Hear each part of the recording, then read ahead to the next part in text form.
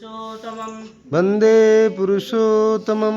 आज के वाणी है, दोष देकर दुष्ट मत होना और तुम्हारे संलग्न सबको दुष्ट मत कर देना।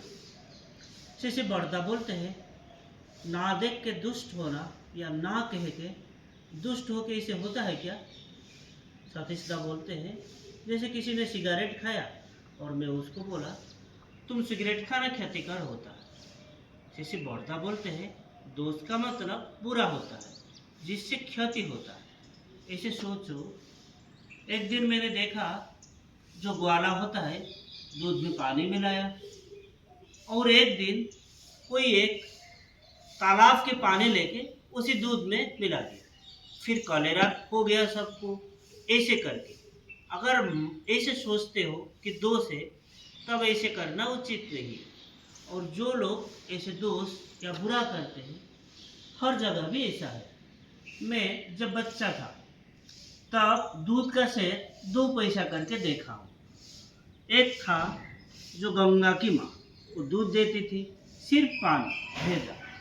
इसीलिए अंत में मैंने समझा, क्योंकि सब गंगा की माँ बोल के उसको बुलाते थे। मुसलमान कभी भी दूध में पानी नहीं देते, वो खूब पाप सोचते हैं, लेकिन वो देती थी, इसीलिए सब ठट्टा करके उसको गंगा की माँ बुलाते थे। एक दिन उसके दूध के अंदर हमें जिंदा मछली भी देखने को मिला, और तब जहाँ वो मछली था।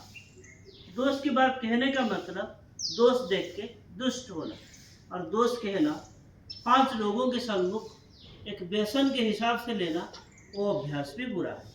अगर मैं कहूँगा तो उसको ही कहूँगा, उनको दो, कुछ मत जाओ, और अगर पाते हो तो आनंदित हो। श्री पितृदेव बिजन मंडल दा को आलोचना करने के लिए आदेश करते हैं। फिर बिजन मंडल दा बोलते हैं, यहाँ उनको मतलब इष्ट को, और सब समय इष्ट को देने की कोशिश करूँगा। श्री पितृदेव पूछते हैं, ये देना कैसा करके?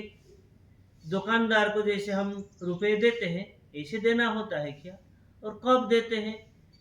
बिजंदा बोलते हैं, कोई अगर सामान खरीदने जाता है तो दुकानदार को देता है, कोई सामान के बदले वो उसको पैसे देता है।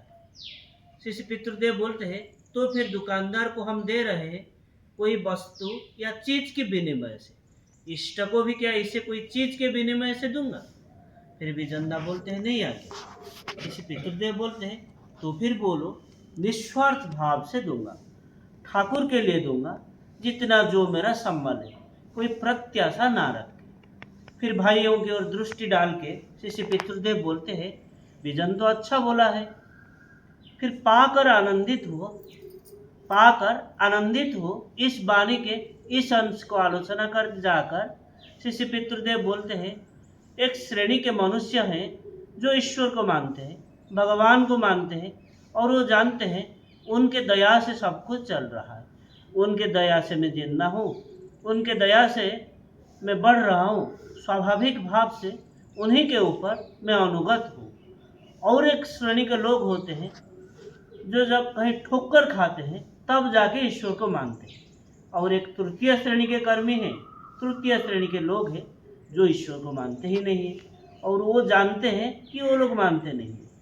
इसीलिए जो लोग मानते हैं ईश्वर का दया से हम लोग हैं, वो सहज भाव से ईश्वर के लिए ही करते हैं। उनके प्रीत्यर्थे नाना रकम के सामग्री निवेदन करते हैं, और प्रीत्यर्थे का मतलब उनके प्रीति के लिए ये चीज़ें मैंने निवेदन कर रहा हूँ जहाँ वो प्रीत होते हैं। फिर कुछ लोग होते हैं जो गरीब दुखी लोगों को दान करते हैं, दुष्ट लोगों को फल पथ्य आदि दान करते हैं। कोई आशा ना करके दान को निस्वार्थ भाव से अगर करते हैं तो उसको दान कहा जाता है। हम लोग इष्ट के लिए या ठाकुर के लिए कर जाना उचित है, कोई आशा ना रख के उनको देना जरूरी है। और उनके भोग लिए बहुत सारे चीज़ें मैंने लेके आया हूँ जो उनके भोग में व्यवहार किया जाता है। जैसे एक एप्पल वो मुझे दिए और मैं प्रसाद स्वरूप उसको पाया, वही थोड़ी सी प्रसाद में ही आनंद होता है। उनके चीज उनको दे रहा हूँ, उनके दया से तो सब कुछ मिला, और उनको दे के कोई प्रत्याशा ना रख के मैं देता हूँ। और इस देने में कोई बहादुरी भी नहीं है। मैं 100 रुपये का कैसे अर्जन किया जाए उसके उपाय कर रहा हूँ, और सतीश 1000 रुपये की उपार्जन करता है और उसके उपाय सोचता है। मैं इसे सोचूंगा, उनकी दया से 100 रुपया तो मिल रहा है। अगर मैं सोचूंगा कि मुझे 1000 रुपये क्यों नहीं मिल रहा है, तब मेरे मन में अशांति आएगा। ऐसे ना सोच के आनंद में रहना होता है। जो मुझे मिल रहा है वहीं से ही सुख, वहीं से ही शांति। ये सोचना होगा ये तो उनके ही दान है। जीवन वृद्धि ही धर्म होता है, और उदर पूर्ति के लिए दाल भात और लज्जा निवारण के लिए वस्त्र और कोई वासस्थान, यही तो चाहिए। कुछ लोग दाल भात और उबले हुए आलू खाकर भी शांति में है, लेकिन सतीश के उपार्जन ज़्यादा है, शायद 5 तरकारी खाता है, उससे क्या है। और ऐसे भी देखा जाता है, कोई 5 तरकारी खा रहा है लेकिन उसको अशांति लगा रहा है।